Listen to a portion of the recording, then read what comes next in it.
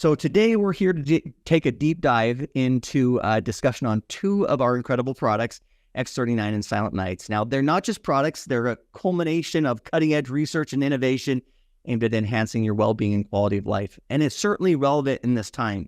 Do you know that according to the latest research, nearly 1 in 3 adults struggle with sleep? It's a foundation to our health affecting everything from our mood to our immune system. Yet millions of people lay awake at night and cannot sleep. So Silent Nights comes into play, offering a revolutionary solution to this widespread challenge. It gently nurtures restfulness, which cultivates restorative sleep and does so without drugs or stimulants.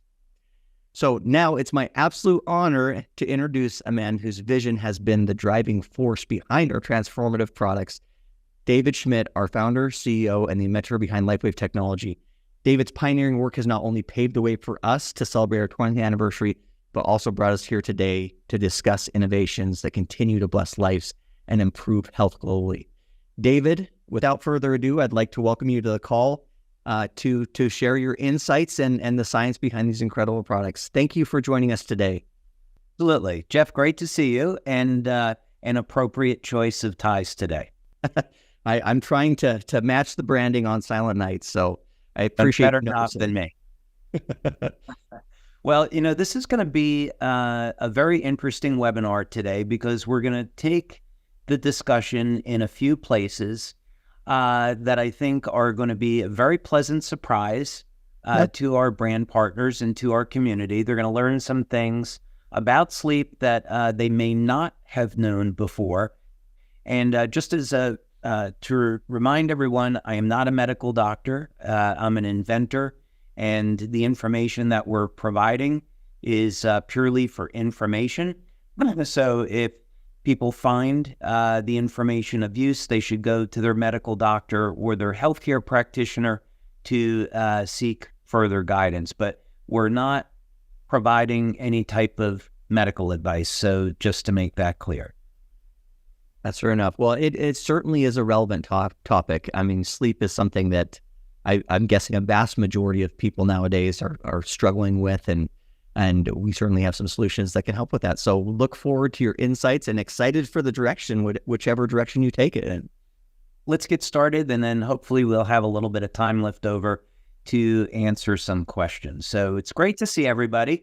And actually, I would like to start in a place that is just worth noting, because many of us here in our community who are practitioners of natural health. We want to support our health with proper diet, drinking lots of water, getting proper amounts of sleep, exercising regularly, and then using natural products like LifeWave to help maintain our health. Many of us in our community elected not to get vaccinated because we were concerned that this was a new drug and a new technology. It hadn't gone through proper development, proper safety tests, and yet we were told publicly that the vaccines were safe and they didn't produce any side effects. And just out a few days ago, Moderna, of course, who is one of the producers of the mRNA vaccine, the other is Pfizer here in the U.S., they warned that the mRNA vaccines carry toxicity risks. So we're not going to spend any more time on it than this, but you can go ahead and Google this for yourself, and you'll easily see what they're referring to here. I think another thing that is worth pointing out is that here in the state of Florida, where I live and where we have our research lab, we are absolutely blessed to have a phenomenal Surgeon General. And this gentleman was just on Tucker Carlson tonight, for those of you that watch that show, so you can see him articulate this. And what he has said is, after reviewing information for the Center for Disease Control here in the U.S., he determined, based on the data and based what the CDC was saying, was that there were significant risks and unknowns regarding the mRNA vaccines. So he wants to put a halt to their use in the state of Florida. The basic reason here is because there is foreign DNA in the mRNA vaccine that is a contaminant, and it is getting into the cells because of the lipid nanoparticles. Normally, this wouldn't happen, but because of the delivery system that the mRNA vaccine uses to get into the cell, now this foreign DNA poses a significant concern. There certainly hasn't been enough safety testing done to determine what level of concern. We're obviously not going to be talking about this the entire time today, but I did want to bring it to your attention. For us in the natural healthcare community, I think this is vindication that our concerns over risks with these vaccines was warranted and also legitimate, and they should not have been dismissed. There's, of course, a lot more out there. We also had performed 2 studies with medical Dr. Brian Daly at a hospital in New York, and we showed that there was a significant inflammatory response even months after people getting the COVID vaccine. So we were certainly concerned about this years ago when they first rolled this out. Okay, so let's move on to something perhaps a little bit more relevant for our talk today, and that is going to be on the subject of X39 and Silent Nights.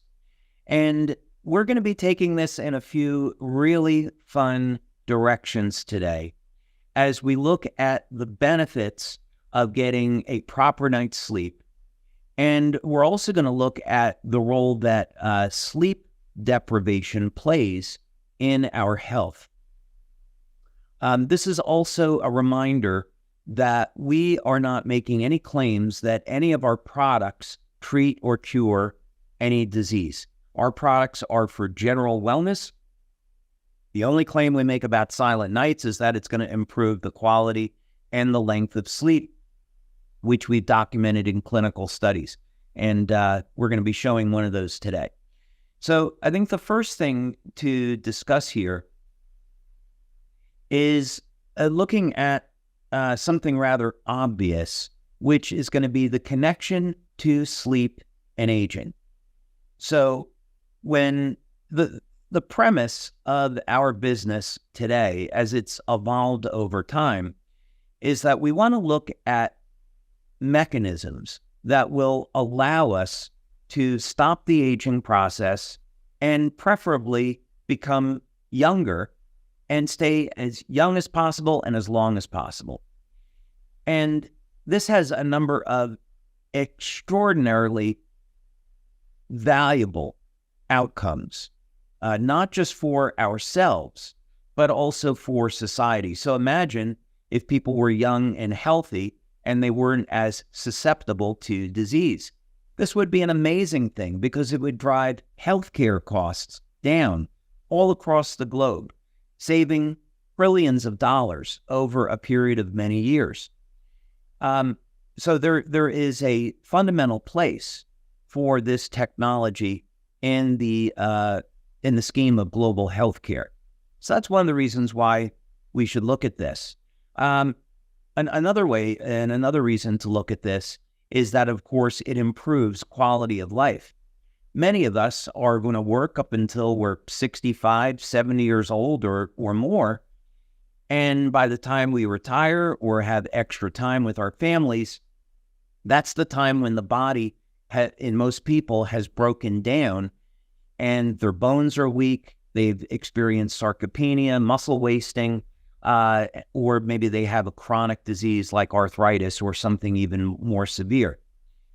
And people aren't able to enjoy the final years of their lives. How tragic this is. So, very important reason why we want to present technology for helping the body to stay as young as possible, as long as possible, so that we can extend lifespan and improve the quality of life for people. So when you decide to retire, you can do it and you're still young and healthy and active and enjoy those years with family and friends. So let's go ahead. So that's one of the reasons why we should be interested in doing this. So not surprisingly, poor sleep is linked to biological aging. And we're going to be breaking this down in some detail. Also, not getting a proper night's sleep is going to make us more susceptible to certain types of disease, like Alzheimer's disease. So, for example, when you sleep at night, it's going to have an effect on your cognition, on your memory. It's even said now by neuroscientists that the length of sleep determines the ability of your brain to store long-term memory. So by not getting enough sleep, you're actually, over time, hindering your memory. With respect to biological aging, there's a very simple link here. And it's that during sleep, we're going to be managing inflammation. We're going to be managing the metabolism, managing the production of hormones. And if we're not getting enough sleep, then inflammation can turn into a chronic condition, which of course has a detrimental effect on our immune system and could make us more prone to disease. So when we think of aging, we also think of inflammation in the sense that chronic elevated levels of inflammation, which now go by a term called inflammaging, will damage healthy tissue. It'll damage the DNA and cause us to age more quickly. So getting a good night's sleep is not just a matter of feeling good the next day. It's how we look at the big picture of how this is going to have an impact on our overall health. For those of you that are fans of Henry Cavill, who played Superman, when he was training for that role, his trainer insisted that he get at least 9 hours of sleep every night because he had to put on a lot of muscle. He had to eat properly. He was having very, very difficult workouts because he had to put on all this muscle to play the Man of Steel. And this is because when we're getting proper sleep and enough sleep, this is when our hormones are going to optimize. For men, we're going to spike our testosterone levels. Our nitric oxide levels are going to go up. Blood flow improves. And of course, that's when we have time for tissue repair so we can grow muscle. Sleep problems and sleep deprivation is also associated with things like depression. Of course, if we lose a loved one, it's totally normal to experience depression, but we don't want to live in a state of depression all the time. And interestingly, that it's been found that there is this correlation along with other disease. So I thought that would be a good place to start with that article to make a general statement. So let's go on and look at some different studies. What else would we want to look at with aging? What are the type of things that we should be concerned about? Well, one of the things that we talk about on LifeWave Connect very often is that it's super important that you have a strong foundation. What that means is we want our community to be getting regular exercise to support the health of the cardiovascular system, to help support bone density.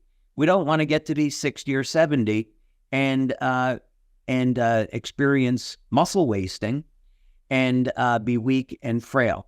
Of course, when we don't exercise, we also are not supporting the density of the bones in the body. So resistance training is absolutely critical throughout our lives. That could be body weight exercises or it could be weight training.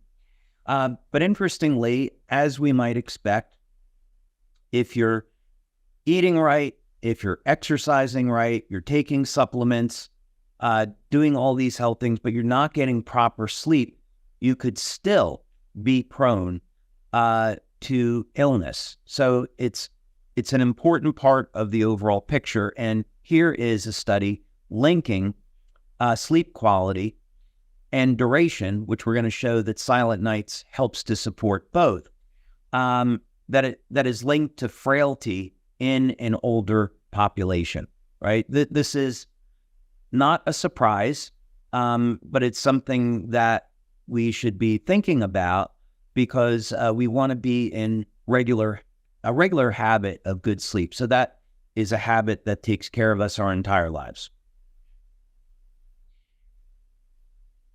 Again, not surprisingly, our memory, our ability to process information, cognition, is linked to the quality of sleep. One of the things that happens during sleep is that it will help to remove the beta amyloid 2 protein. Accumulation of beta amyloid 2 protein is strongly correlated with Alzheimer's disease. So we're not making the claim that our product will prevent Alzheimer's. We don't have a study showing that, so that would be irresponsible. What we can say is that what you can do to support the quality and the length of your sleep is going to support overall cognition. And here's a study that you can read through that shows this. Sleep disorders are associated with a higher incidence of cognitive decline and dementia. So that's the bad news. The good news is there's many things that you can do to support quality of the sleep. For example, let's talk about one or two of those things now. So this is not a big depressing message, right? We always want to have hope and show solutions. One of the things that you want to do is sleep in a room that is as dark as possible. When the room is dark, that is naturally going to turn on melatonin production. So even having a small amount of light coming into your room could interfere with the quality of sleep. So that's one of the things that you can do to set the mood. Another thing that you can do is keep your feet warm. Interestingly enough, research has shown that when your feet are warm, you sleep better and you can even sleep longer. So these are very simple biological hacks, as they were, to improve the quality of sleep. Obviously, you don't want to be taking stimulants too close to bedtime. You don't want to eat too close to bedtime. I know this is sometimes in cultures like in Spain, they tend to eat dinner very, very late. This isn't really so optimal because it's going to potentially interfere with the quality of the sleep. Not to also mention, recently you may have seen on social media that when I was in Japan, I had an opportunity to meet the #1 sumo wrestler of all time. Well, if you ever wonder how they get those sumo wrestlers so big and heavy, they feed them gigantic amounts of food, they drink beer, and then they get put to sleep right away. And that's how they're storing all that body fat.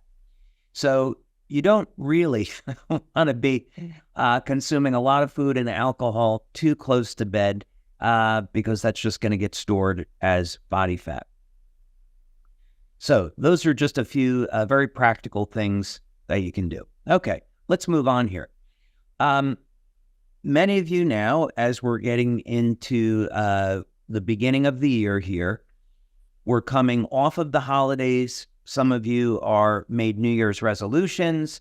You're carrying a little extra body weight. That's so totally okay. I hope that you enjoyed your holiday season and your New Year. Nothing wrong with that. Don't feel guilty. But now it's time to commit to an exercise program, commit to eating healthy, commit to drinking enough water and getting proper sleep and using products like the patches and supplements for your health.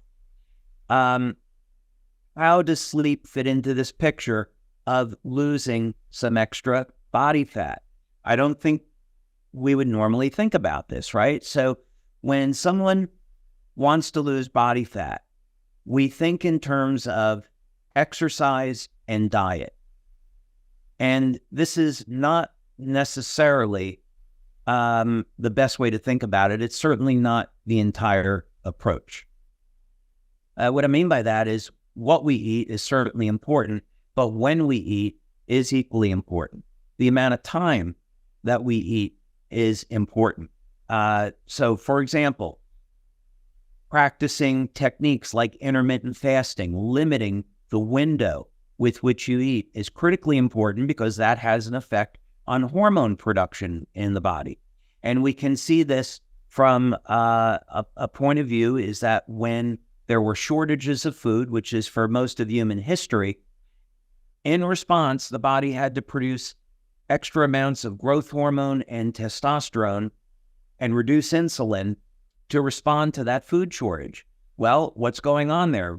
Very simple way to think about this is that when we're not eating, we have to draw on fat for energy.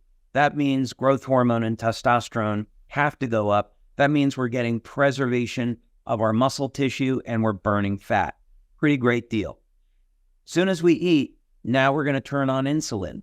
Insulin is going to be responsible. Obviously, it plays a role with blood sugar, but also for storing fat. So if we restrict the amount of time that we're eating, this is one way of managing calories, but it's also a way of managing hormones. What doesn't usually enter the equation is sleep. The role that sleep will play in helping to balance out hormones and ultimately the metabolism. So if you scroll down here through this article, there's going to be a very nice disclosure on the relationship between sleep and hormones, but I'm going to make it very, very simple in the window of looking at weight loss. Two of the hormones that will increase during sleep are going to be growth hormone and testosterone. So what this means, of course, is that as long as we are exercising, we're going to be able to produce more muscle. And as a result, muscle is going to use calories. And as our body composition changes, this means, of course, that we are going to be able to reduce our body fat because we have a better metabolism, a stronger metabolism. Muscle is, of course, using calories. Fat is not. Another thing that happens when we sleep as a consequence is growth hormone is involved in tissue repair. And of course, we know a lot about stem cells and tissue repair because of the discussions that we have on X39. So sleep is often an overlooked factor when we're thinking about weight loss. So for those of you that maybe have struggled with weight loss in the past, or more properly, reducing body fat, then one area that you could look at is what's the quality of my sleep and am I getting enough sleep? Am I getting to bed early enough? Okay. So to that point and being a little bit more direct, here's a study on the role that sleep deprivation plays in weight loss and maintenance of body mass and composition. And we're going to scroll down here a little bit, and let's go down towards the end to get to the bottom line. Okay. Disturbed sleeping patterns in terms of both quantity and quality. And this is what we look at with Silent Nights. It's also what we've looked at with X39. We want to look at what is the, can we have our product improve not only the length of time, the amount of time that someone's sleeping, but can we improve the quality? And there's measures for that. And so with Silent Nights, we have found, along with X39, I should say, X39 and Silent Nights, both improve sleep quality. Silent Nights will improve the length of sleep in addition to quality, and by significant amounts. So disturbed sleeping patterns are documented. Now, and then this is interesting. They have a change in energy intake, and mostly from snacking. So in other words, when people aren't sleeping properly, they're going to have a tendency to snack on foods that are rich in fats and carbohydrates because they're satisfying. And of course, this is going to contribute to people storing body fat. It also really messes up the body's endocrine system. It can play a detrimental role in our adrenal response with our stress hormones. So it has a cascading effect. Just simply not getting enough sleep has a cascading effect on our hormones in a variety of areas. But here we see a study that's showing the link between sleep deprivation and its ability to interfere with our ability to lose body fat. So we talked about cognition before. We did a study back around 2010 on the carnosine patch. And one of the things that we wanted to see, which is a concern for pretty much everyone as we age, is what can we do about cognition, memory, focus, and even the speed at which people process information. And it was incredibly rewarding to find out that in the study that we did, principal investigator were Tom and Helen Budzinski, that using the carnosine patch with people over the age of 60 could in fact restore our body's ability to process information. The speed of processing improved and memory and focus improved. We can use sleep as a means to support our overall health and, very importantly, the quality of our memory and our cognition.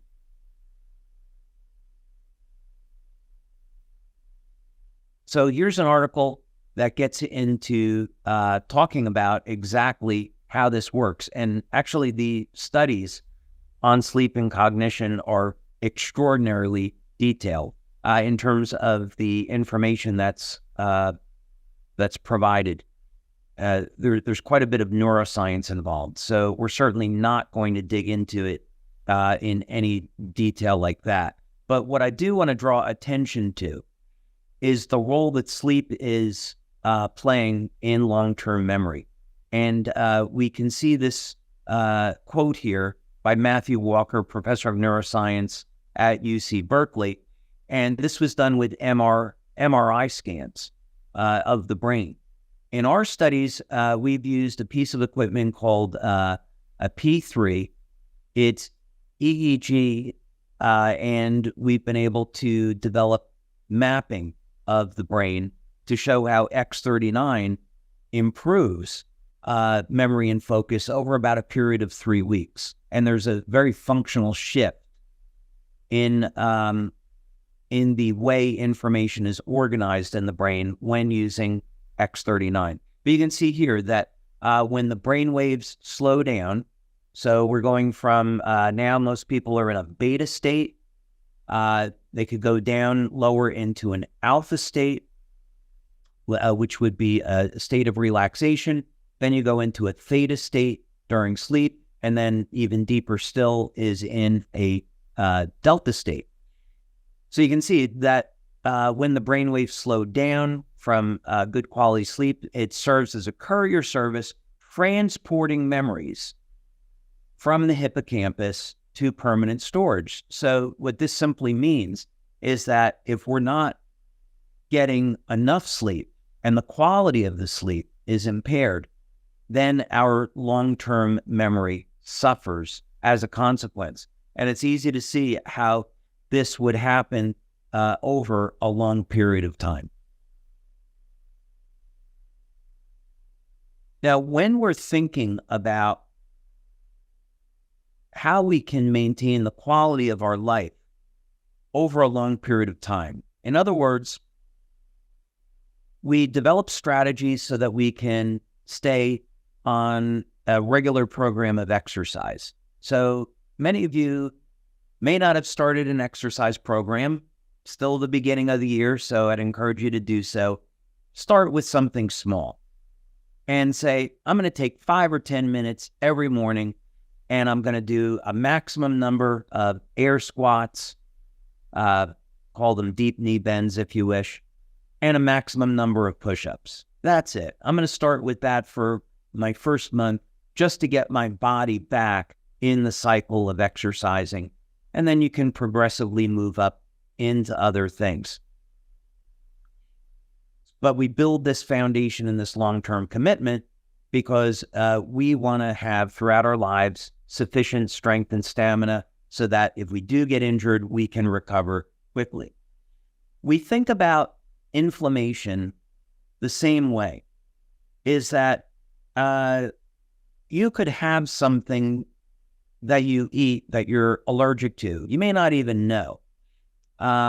So for me, it used to be almonds. I used to eat almonds. I would enjoy them. And then a few minutes later, I would start sneezing or I would get teary-eyed. Fortunately, I was able to get rid of that food allergy. But the important thing is that foods that you're consuming could be causing a very low-level allergic response in the body, leading to mild inflammation. The process of metabolizing food is going to lead to oxidative and inflammatory stress on the body anyway.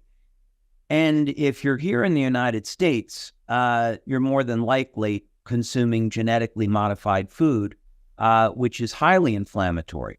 Or we could be consuming foods that are high in gluten, and that's going to lead to an inflammatory response.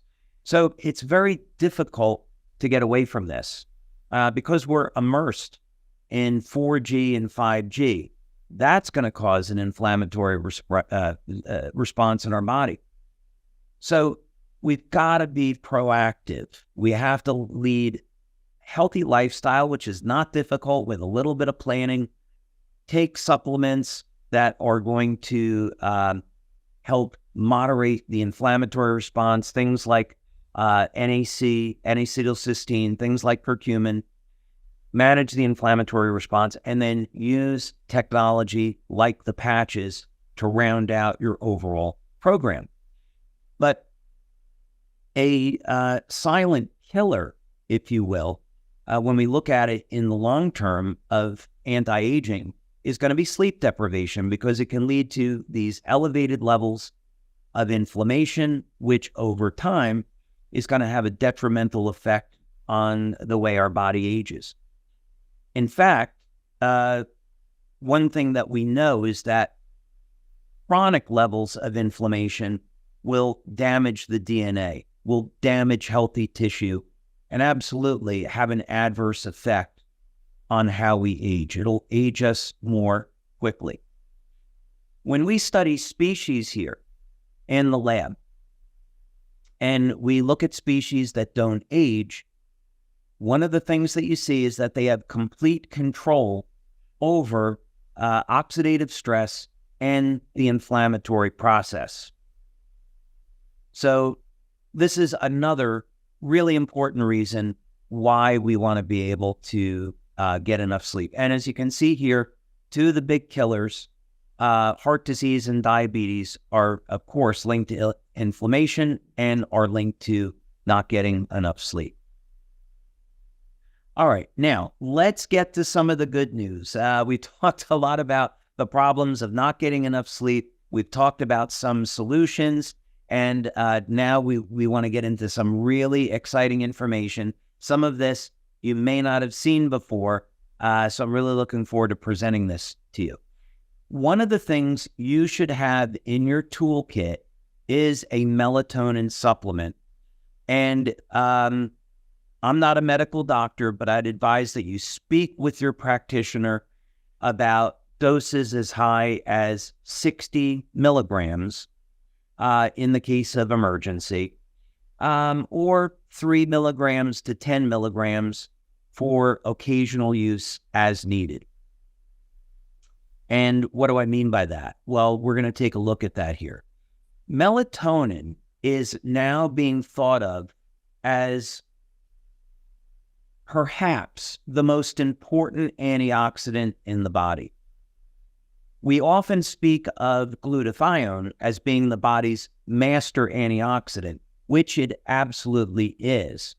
However, the broad effects of melatonin are just now really being appreciated for its role as an antioxidant. So historically, melatonin has been thought of as a hormone, plays a role in sleep, and that's pretty much it. But now it's being found that melatonin actually has very broad effects. It's produced in small amounts during the day and has these, and acts like an antioxidant to protect tissue from damage, but also do a number of very surprising things. So this is a nice study.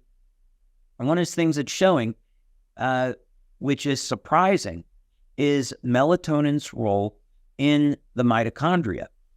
So often, we think of some other antioxidants like glutathione as being involved in production of energy in the mitochondria, but here's some new evidence showing that melatonin, in fact, plays a role.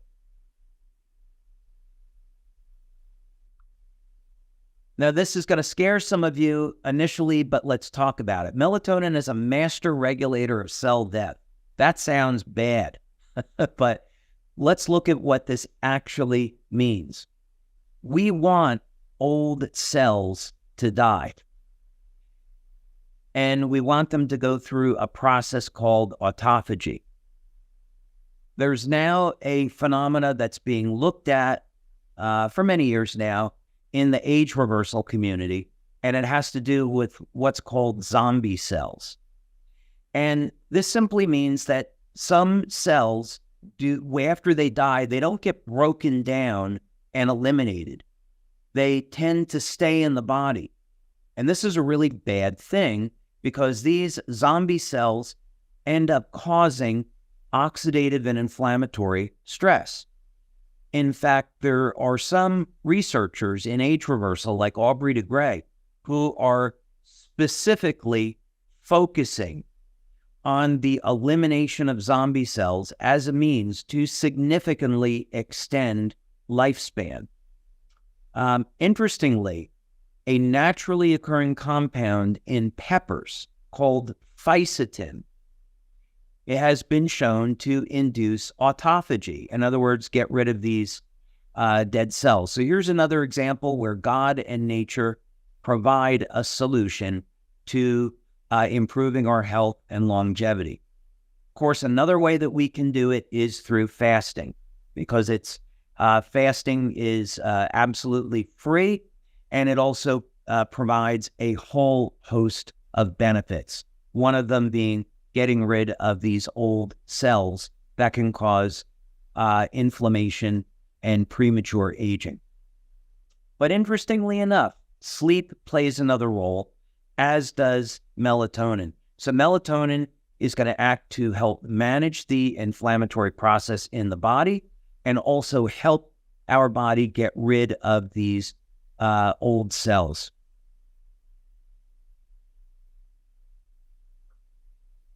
Now, here's an interesting article, one because it goes back to 2008, and the authors of the study are making the case that melatonin has been overlooked and that it could play a role in the treatment of different disease, and it should be used in clinical trials more or less like a drug. And of course, the authors here are pointing out that it's safe and non-toxic, and there's not really a reason to do it. So what's the mechanism of what's going on here? Well, again, interestingly, they're pointing to melatonin's role in energy production. Now, in the process of what's called the electron transport chain, process that is part of converting food over into energy, process where we take fats and carbohydrates, we break them down, and we convert them over into universal energy, ATP. During that process, the body is going to form nitric oxide. Now, we know nitric oxide is a great thing. It's absolutely critical for the health of our cardiovascular system, And most men are going to know that nitric oxide production is strongly correlated with sexual performance. So we want healthy levels of nitric oxide. But like everything, we need to keep this in balance. And if we don't have enough antioxidants in the body, that additional nitric oxide or that nitric oxide could cause oxidative stress.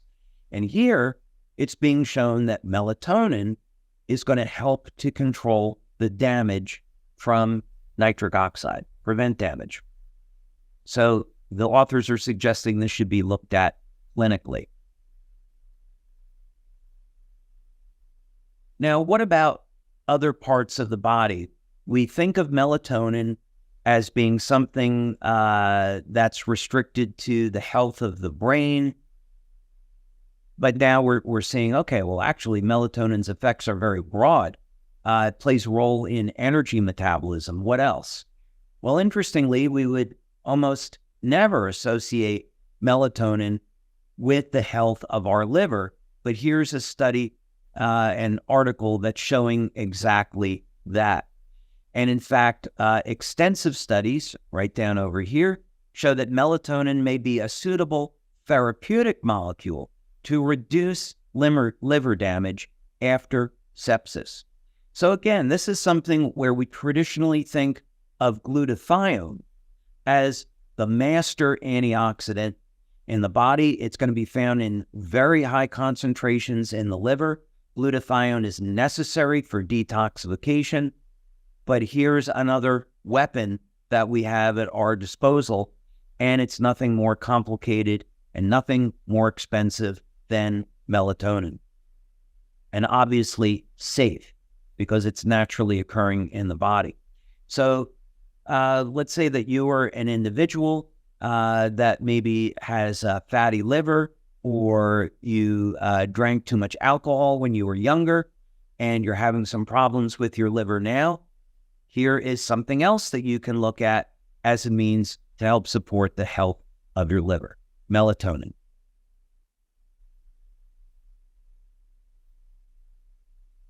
Now, I'm going to show you a clinical study on this, but I just happened to find this on Nordic Natural's website, and I wanted to see if there was actually any study about it. But a correlation between melatonin and the health of the lungs. This one seems a little bit far out there, but this article does a very nice layman's overview of the correlation between melatonin as an antioxidant and the health of our lungs. And here is even a nice breakdown on the broad effects of melatonin and then melatonin's role in supporting the health of the lungs. But let's get right over to the clinical study, because it's very, very interesting. Not only is this showing that melatonin is good for the health of lungs, but we get into the detail here of melatonin's role in treating respiratory diseases. So what this is suggesting is that we might be able to use a melatonin supplement to prevent or treat common respiratory problems. So let's say you're suffering with asthma, you're suffering with seasonal allergies, making it difficult for you to breathe. Melatonin is a potential antioxidant to look at that could assist you. Now, last but not least, I had to mention this one since we started with this. It's melatonin's role as an antiviral. And there's actually quite a few studies with this. There happen to be studies surrounding the use of melatonin as a potential treatment in COVID-19. One thing that's very interesting, studies came out maybe about a year or two ago showing that nicotine is highly toxic to the SARS-CoV-2 virus. And it was shown that people that were smoking had a lower incidence of getting infected with COVID. Now, maybe not surprisingly, here in the United States, they want to start banning nicotine patches. There are certain politicians who I won't mention that are all in favor of legalization of marijuana, but yet they want to ban nicotine. I wonder why. Could it be that because nicotine is effective at killing COVID? In any case, here's something that's on the market now that has potential antiviral effects, and that is going to be melatonin. And just going through this, since I'm taking a lot of time, this shows, in fact, that melatonin plays a very broad role as an antiviral. For example, there are different types of manifestations of the herpes virus. We know that there is herpes on the lips, genital herpes. There are shingles, right? All manifestations, different types of the same virus. And it's found that melatonin plays a role at interfering with viral replication. So again, those of you that may be suffering with cold sores, you're suffering with shingles, genital herpes, melatonin is an antioxidant that interferes with viral replication. I should also mention, just for the sake of completeness, there are a number of things that will do that. Glutathione is a big one. So if you're suffering with those viral infections, I definitely recommend you using a supplement of NAC. Okay. And I'm going to have to go through this quickly, so we'll just use this for reference. We have 3 different studies up in our back office, and here is a nice overview of them. Again, this is all in your back office under resources. You can go down to Silent Nights and take a look at these. And here's an example that was done by Dr. Norm Shealy. Many of you know who he is. Very prominent medical doctor and neurosurgeon, talking about the benefits of Silent Nights. Long story short, we found out that Silent Nights increases the amount of time that somebody sleeps and also the quality of sleep. So those are all there in the back office. So, Jeff, I went a little bit longer than I maybe had planned to, and I do want to get into some questions, but this is all to say that when we're talking about our health, that we normally think of eating healthy and exercising and sleep. While we recognize it to be important, maybe some of us underestimate how important sleep actually is. And what an incredible wealth of information and studies on melatonin and the effects. I mean, I just was taking notes the entire time. So lots of really good and useful information. So getting into then some of the questions, there were a couple of reoccurring themes that came up, in the questions. So I'll try to maybe hit on maybe 2 or 3 in the time we have left. So one of them was the relationship, X39, and you talked a little about it, the quality of sleep, Silent Nights, the quality and the length of sleep. But then we also have a third thing that we introduced last year, which was the dream, dream aromatherapy spray. So can you talk a little bit about that and the relationship to maybe restful sleep and good night's sleep? Yeah, certainly there are many tools that people have at their disposal.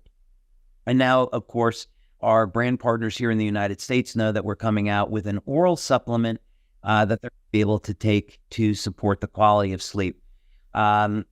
We've spoken a little bit in the past about the importance of amino acids like taurine in improving sleep. But in any case, the way that these puzzle pieces fit together is that X39 we've seen improves production of GABA. And GABA is going to put our bodies into a state of relaxation, and it primes the body to make melatonin. GABA also happens to be a control mechanism for BDNF. BDNF is brain-derived neurotrophic factor, and that regulates stem cell activity in the brain. So by getting enough proper sleep, by putting our body into a state of relaxation, we can even support the way that our brain heals because of the improvements in GABA and BDNF. So Dream is functionally a product that has a blend of essential oils and other nutrients to help foster relaxation. And the interesting thing about it is that it does it very, very quickly. Most people, they use the Dream product, and a few minutes later, 10 minutes later, they're already feeling very, very relaxed. So, of course, it's a very safe, non-drug way for people to induce relaxation. So I would say that if people are using X39 during the day, if they really want to focus on their sleep, use Silent Nights at night, use a product like Dream, and then try some things like magnesium threonate, taurine, theanine, to round out an overall program. There's no reason why people should be suffering with a poor night's sleep. So that kind of leads into the next question, and you mentioned several of these, but when you're doing X39, you're using Silent Nights in the evenings, maybe Dream.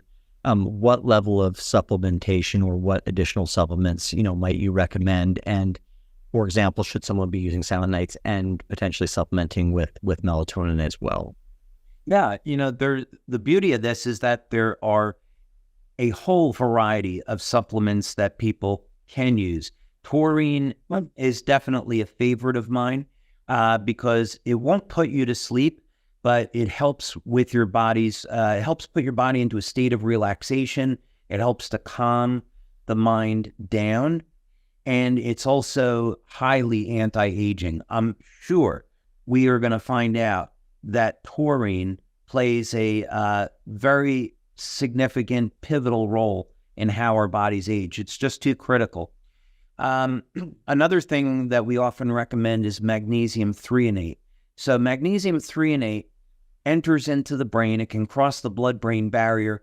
And of course, it's a source of magnesium, which we need anyway. Most people are deficient in magnesium, but this form will help to calm our body down and get our body into a state of relaxation. So those are certainly two of the nutrients I recommend. Theanine, which is found naturally in green tea, as a supplement, is a good way to help promote relaxation.